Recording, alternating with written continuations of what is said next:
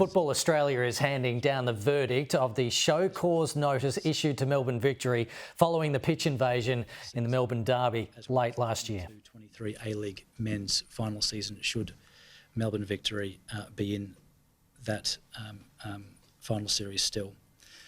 The sporting sanctions do also include a suspended 10-point deduction, which may be triggered for each instance of serious supporter misconduct during the remainder of this current season, and also for the following 3 A-League men's seasons.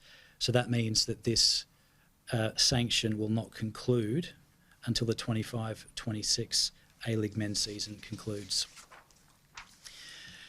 And finally, I want to talk about the match that was abandoned, because Football Australia has also determined, with competition integrity at the heart of our decision-making, that the 22-23 A-League men round of 8 match between Melbourne City and Melbourne Victory that was abandoned will be replayed in April 2023. Furthermore, the match will be replayed from the 22nd minute, and it will start with the scoreline being 1-0 to Melbourne City, which was the score and the exact minute, the 22nd minute, that the match was abandoned. A detailed outline of these sanctions are provided in the media release that you have in front of you now, and that's been issued publicly only a few minutes ago. I just want to say in general comments that the scenes at the Melbourne Derby were the worst witnessed in Australian football during the A-League era. We cannot let this happen again in our game. So we believe that a strong sanction, both financial and also sporting, is warranted and justified in these circumstances. These sanctions are reflective of our desire to remove this behaviour from the sport, and in particular those that act in such a way, and we want them out of our sport, as we've shown in our individual bans that have been issued. We need to remember that this sanction against Melbourne Victory is part of a broader response to the incident.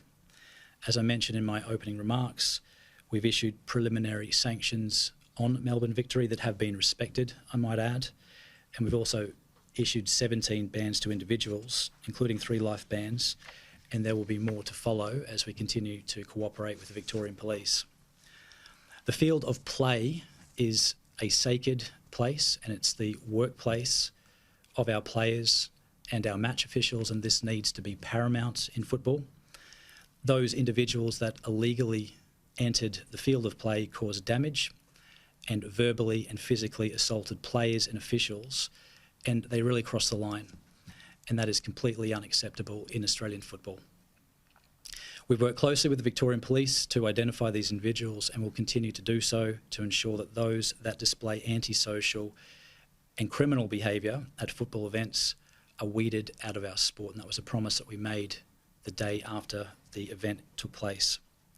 We hope through our response to this incident that the Australian football community can see that we've kept to our word, we've acted swiftly and decisively, and we strike out this behaviour from our game.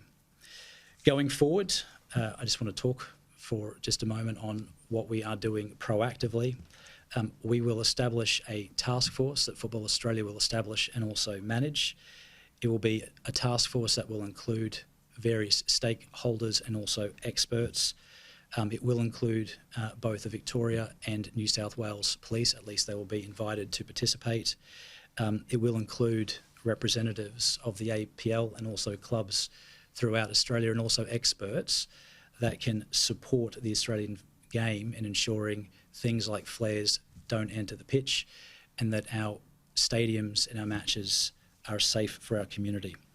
The terms of reference of this newly created task force will be defined soon, and will include many measures, and we'll talk about that soon in the future, but it will be at its heart there to stop and to provide measures to stop antisocial behaviour at A-League matches. In closing, we believe that these sanctions are fair. We think they're reasonable. We think they're justified to keep our community happy.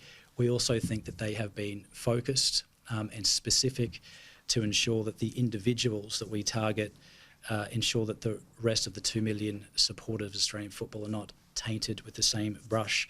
And we do ask the community that, given the strength of both these sanctions and also the individual bans that are in place and that will continue, that we get focused on what 2023 will be for Australian football. And we do believe that it will be the best year for the game in our history.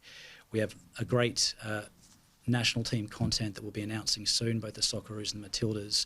The A-League men's and women's is in full swing. We'll start the Australia Cup soon. And of course, we have the Women's World Cup, which will be the biggest sporting event on our shores since the Sydney 2000 Olympic Games. Thank you. Thank you, James. We'll take questions from the floor and we'll come to Zoom shortly. Those who are remotely on Zoom, if you do wish to ask a question, do raise your hand. We'll come to you shortly. Vince Regari. Just, JJ, two specific questions with the sanctions themselves. One, can you break down just how the financial element works, like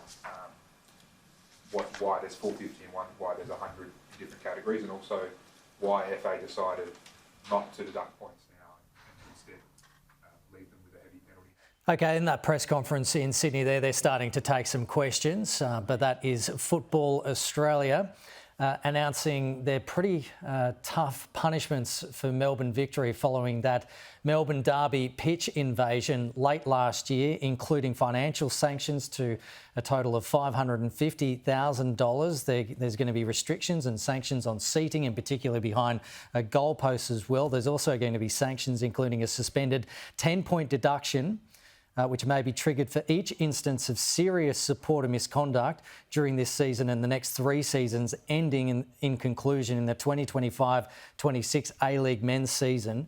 And that round that was interrupted is going to be replayed as well. Of course, we'll have more details about what is happening with this particular punishment that's been handed down by Football Australia in the program on Afternoon Agenda. So stay with us for more on that.